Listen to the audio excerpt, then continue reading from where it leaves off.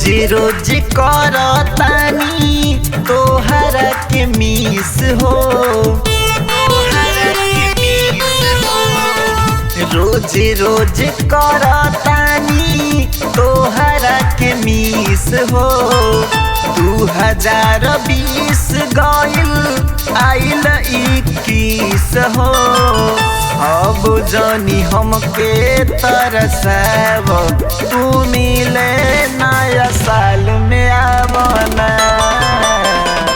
मनवा के मना सा पुराव तू मिले नया साल में आवना।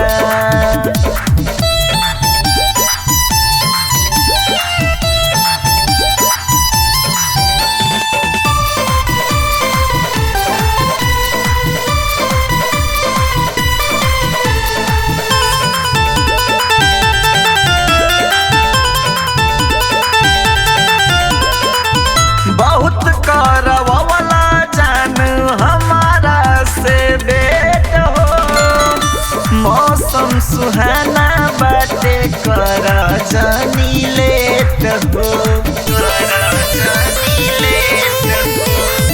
बहुत करवला जान हमारा से बेट हो, मौसम सुहाना बाटे कर जानी लेट हो।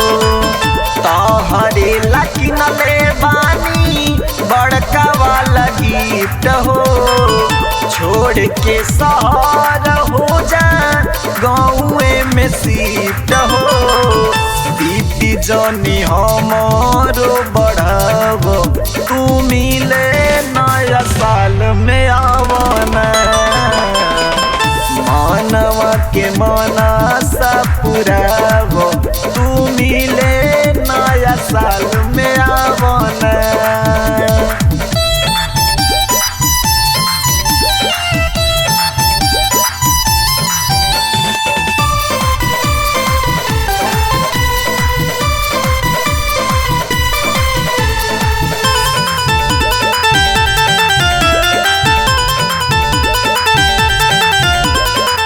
साथ में मनावल जाई अब की न्यू ईयर हो, रिकिस लियाई किंग ऑफिसर बियर हो। साथ में मनावल जाई अब की न्यू ईयर हो, रिकिस लियाई है किंग ऑफिसर बियर हो। पवन सिंह के गाना बाजी होई खूब डांस हो, रात भर करल जाई बेड पे रोमांस हो। सचिन के जियारा जुड़ाव तू मिले नया साल में